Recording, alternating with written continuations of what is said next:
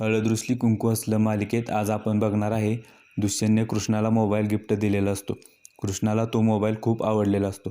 कृष्णा म्हणते, दुष्यंत सरकार खूप महागडा मोबाईल असेल ना हा?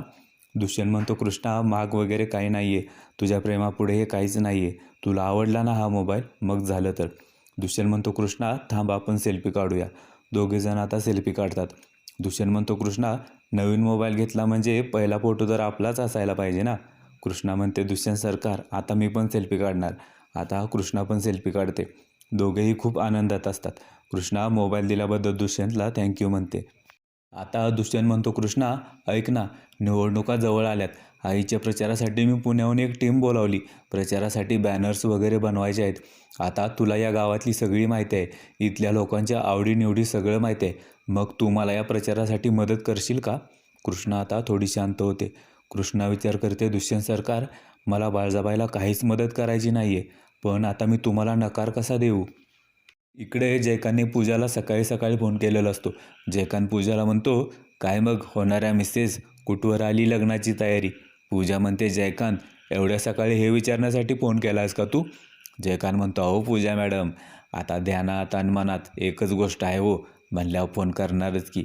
जयकांत म्हणतो, पूजा मॅडम मी तुम्हाला जो व्हिडिओ दाखवला होता ना, तो तुम्ही आमच्या काकीसाहेबांनी दाखवून त्यांना ब्लॅकमेल केलं का नाही? पूजा म्हणते, जयकांत अजून तशी वेळ आलेली नाही आहे. आत्ताशी इलेक्शनची तारीख जाहीर झाली, अजून प्रचार सुरू होणार आहे. मग बघ मी बाळजाबाईला दाखवते ही पूजा काय चीज आहे. जयकांत म्हणतो, पूजा मॅडम काय भारी प्लॅन केला आहे हो तुम्ही. इकडे आता दुष्यंत कृष्णाला म्हणतो, कृष्णा एवढा कसला विचार करतेस, येशील ना माझ्या मदतीला? कृष्णा म्हणते, दुष्यंत सरकार मला नाही जमणार. दुष्यंत म्हणतो, का का नाही जमणार?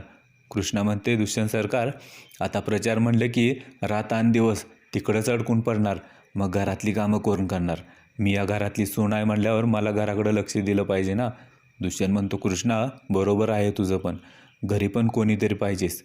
दुष्यंत म्हणतो, ठीक आहे कृष्णा तू घरी थांब, पण समजा काही मदत लागलीच तर तेवढ्यापुरतं तरी येशील ना? कृष्णा म्हणते, हो. दुष्यंत आता तिथून निघून जातो, पण बाळजाबाईने लपून कृष्णा आणि दुष्यंतचं बोलणं ऐकलेलं असतं. इकडे आता समर देवाच्या पाया पडतो आणि त्याच्या आईला म्हणतो, आई मी आज कृष्णाला जाऊन भेटणार आहे. बाळजाबाईच्या विरोधात त्या घरातल्या एका माणसाला मी उभं करणार आहे, पण सुरुवात कृष्णापासून करणार आहे. त्याची आई म्हणते, पण समर कृष्णाच का रे? समर म्हणतो, आई कारण कृष्णा बाळजाबाईला पुरून उरल. गावात कृष्णेला खूप मान आहे. बाळजाबाईला कितीतरी वेळा कृष्णानं विरोध केला आहे, मी स्वतःच्या डोळ्यानं बघितले. समर म्हणतो, आई बाळजाबाई आणि कृष्णेचा 36चा आकडा आहे. कृष्णेला अन्याय सहन होत नाही, मग त्यासाठी ती नातीसुद्धा जुमानत नाही. समर म्हणतो, आई आपली दुश्मनी बाळजाबाईसोबत आहे आणि रांगणे पाटलांच्या घरात घुसण्यासाठी आपल्याला कृष्णाच मदत करणार, कारण शत्रूचा शत्रू आपला मित्र असतो. असं म्हणून समर आईच्या पाया पडतो आणि बाहेर निघून जातो. इकडे आता कृष्णा बाळजाबाईच्या खोलीत तिचा मोबाईल शोधायला आलेली असते. कृष्णा सगळीकडे मोबाईल शोधते, पण तिला मोबाईल सापडत नाही. आता एवढ्यात दुष्यंत तिला खाली बोलवतो. कृष्णा विचार करते, मोबाईल तर बाळजाबाईच्याच माणसाने आणला होता, मग या खोलीत सापडत कसा नाही? कृष्णा आता खाली निघून जाते. खाली बाळजाबाई आणि दलपतराव निवडणुकीविषयी चर्चा करत असतात. दलपतराव म्हणतात, बाळजाबाई यावेळी दुष्यंतरावांनी प्रचारासाठी पुण्याहून माणसं बोलावली आहेत. बाळजाबाई म्हणते, अरे वा छानच की, यावेळी माझा दुष्यंत निवडणुकीमध्ये लक्ष घालतोय, म्हणजे आपणच विजयी होणार. आता एवढ्यात कृष्णा तिथे येते आणि म्हणते, बाळजाबाई निकाल लागायचा तवा लागल, पण आधी तोंडगोड करा, प्रचाराला चाललाय नवं, घ्या घ्या दहीसाखर घ्या. बाळजाबाई दहीसाखर घेते आणि म्हणते, कृष्णे मगाशी दुष्यंत आणि तू काय बोलत होता ग? तुला माझ्या प्रचारात आवड नाही नवं, मग हे दहीसाखर देऊन नक्की तुझ्या मनात का चाललंय तरी काय? कृष्णा म्हणते, बाळजाबाई तुम्ही अगदी बरोबर बोलला. होय मला नाही तुमच्या प्रचाराची आवड, आणि मला असं पण नाही वाटत की तुम्ही भावी सरपंच व्हावं. आता कृष्णाचं हे बोलणं दुष्यंतने ऐकलेलं असतं. दुष्यंत लगेच कृष्णाला म्हणतो, कृष्णा तू काय बोलतेस तुला कळतंय का? इतके निगेटिव्ह विचार आहेत का माझ्या आईबद्दल तुझ्या मनात?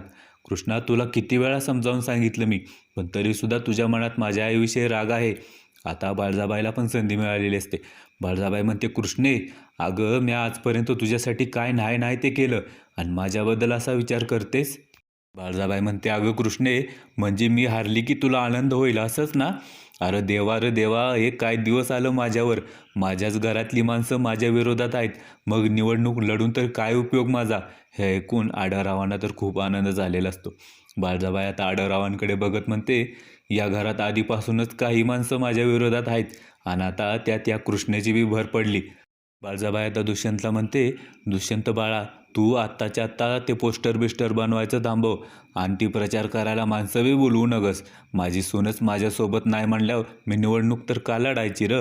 आता कृष्णा म्हणते, बाळजाबाई अहो तुम्ही मला पूर्ण बोलून तरी द्या. कृष्णा म्हणते, बाळजाबाई अहो मी तुमच्या विरोधात कशी जाईन हो, सांगा की. अहो मी असं म्हणत होती की मला तुम्हासनी भावी सरपंच होताना नाही तर सरपंच होताना बघायचंय, तुम्हासनी जिंकताना बघायचंय. कृष्णा म्हणते, दुष्यंत सरकार काय तुम्ही पण बघा, तुमच्यामुळं बाळजाबाईचा गैरसमज झाला. आता कृष्णा बाळजाबाईला घट्ट मिठी मारते जेणेकरून दुष्यंतचा राग कमी होईल. कृष्णा आता बाळजाबाईला म्हणते, बाळजाबाई तुमची नाटकं जास्त दिवस चालणार नाहीत. आता दुष्यंत म्हणतो, कृष्णा सॉरी यार, मी पण लगेच बोलून गेलो. तुझं म्हणणं आधी पूर्ण ऐकून घ्यायला पाहिजे होतं. दुष्यंत म्हणतो, कृष्णा खरंच तुझ्या मनात माझ्या आईविषयी एवढं प्रेम आहे हे बघून मला खरंच खूप भारी वाटलं. तुम्ही दोघी अशाच कायम एकमेकींसोबत राहा, असाच एकमेकींना आधार द्या. असं म्हणून दुष्यंत आता तिथून निघून जातो. कृष्णा पण आता तिथून निघून जात असते. एवढ्यात बाळजाबाई म्हणते, थांब कृष्णे. बाळजाबाई म्हणते, कृष्णे अगं आत्ता तू जी काय बोलली ना ते समज खरं होऊ दे आणि तुझ्या तोंडात किलोभर साखर पडू दे. घे दही साखर घे. बाळजाबाई म्हणते, कृष्णे मी तुला सरपंच होऊन दाखवते की नाही ती बघच. कृष्णा म्हणते, अहो बाळजाबाई काय व्हायचंय ते होईल आणि कळलं पण. पण जे होणार आहे ना ते गावाच्या भल्यासाठीच होणार आहे. इकडे आता जयकांत पूजाचा फोटो बघून म्हणत असतो, अहो पूजा डार्लिंग, मी त्या दिवसाची वाट बघतोय जेव्हा तुम्ही या फोटोमध्ये नाही तर खरोखर माझ्यासमोर उभा असाल. जयकांत म्हणतो, पूजा मॅडम लवकर या हो, मला दम निघणा झालाय. जयकांत पूजेच्या फोटोला किस करतो. एवढ्यातच मैनावती आणि दलपतराव तिथे येतात. मैनावती आता जयकांतच्या हातातला फोटो घेते आणि खाली फेकून देते. जयकांत म्हणतो, मम्मी काय डोकं फिरलंय का तुझं? अगं तुझी होणारी सून आहे ती. मैनावती म्हणते, जयकांत थोबाड फोडीन तुझं. त्या पूजाचा नाद सोड. अरे तिची लायकी नाही तुझ्यासोबत लगीन करायची. जयकांत म्हणतो, बासा मम्मी, माझ्या होणाऱ्या मिसेसची लायकी काढू नकोस. मैनावती म्हणते, अरे बाळा येडा झालास का तू? ती पोरगी तुला चुना लावून कवा निघून जाईल ती कळणार बी नाही. मैनावती आता दलपतरावला म्हणते, अहो तुम्ही तरी सांगा की या दिवट्याला. दलपतराव म्हणतात, अहो माझं जर यानं ऐकलं असतं ना तर आज ह्यो माझ्यासारखा मोठा वकील झाला नसता का. मैनावती म्हणते, वकील आणि हो, अहो ह्याला कुणी शिपाय म्हणून बी ठेवणार नाही. जयकांतला पूजाबद्दल वाईट बोललेलं आवडत नसतं. आता मैनावती जयकांतला म्हणते, अरे जयकांत ती पूजा माणूस नाही, अरे ती नागिन हाय नागिन, आणि तुला कवा डसल ती कळणार बी नाही. आता जयकांत म्हणतो, मम्मी साहेब पप्पा साहेब, मला ठाव आहे ही पोरगी कारस्थानी आहे, पर उद्या हीच पोरगी बाळजाबाई नावाच्या नागिनीला पुरून उरणार आहे. जयकांत म्हणतो, मम्मी तुला रांगणे पाटलांची समधी इस्टेट पाहिजे होती नवं, मग त्याच्यासाठी जो प्लॅन आहे असं समज. इकडे आता कृष्णाने बंब्याला फोन लावलेला असतो. कृष्णा बंब्याला म्हणते, बंब्या माझा मोबाईल ज्या माणसानं पळवला आहे ना त्या माणसाचा फोटो आता माझ्याकडं आहे. मी तुला मोबाईलवर त्या माणसाचा फोटो पाठवते. तो माणूस बाळजाबाईसोबत सारखा असतोय पण त्याचं नाव आणि गाव आपल्याला काहीच माहीत नाही. कृष्णा म्हणते, बंब्या त्याच्यावर तू नजर ठेव पण जरा सावध राहा, कुणाला काही कळालं नाही पाहिजे. आता कृष्णाचं हे बोलणं बाळजाबाईने ऐकलेलं असतं. बाळजाबाई आता कृष्णाच्या हातातला तो फोटो घेते आणि लगेच फाडून टाकते. बाळजाबाई म्हणते, कृष्णे अगं कशासाठी ही चित्र काढून तुझा वेळ वाया घालवत बसली. ह्यो चित्रातला माणूस बबन आहे आणि ह्यो माझा उजवा हात आहे. तुला त्याचा पत्ता पाहिजे नवं, घे, गावाच्या वड्याच्या उजव्या हातावर राहतो ह्यो माणूस. बाळजाबाई पुढे म्हणते, अगं कृष्णे या माणसाला शोधून तू दुष्यंत मोर जरी उभा केला ना तरी त्याचा काय फायदा होणार नाही, कारण ह्यो माणूस माझ्या विश्वासातला आहे. माझ्या विरोधात ह्यो माणूस बोलणं शक्यच नाही. तूच तोंड घशी पडशील आणि तरी बी तुला माझं ऐकायचं नसेल तर जा, तुला काय करायचे ते कर, मी तुला घाबरत नाही. आता कृष्णा म्हणते, बाळजाबाई येणाऱ्या 12 दिवसात तुम्हाला कळेल तुमचा खरा चेहरा ही कृष्णा कसा उघड करते ते. उद्याच्या भागात आपण बघणार आहे समर कृष्णाला भेटणार आहे.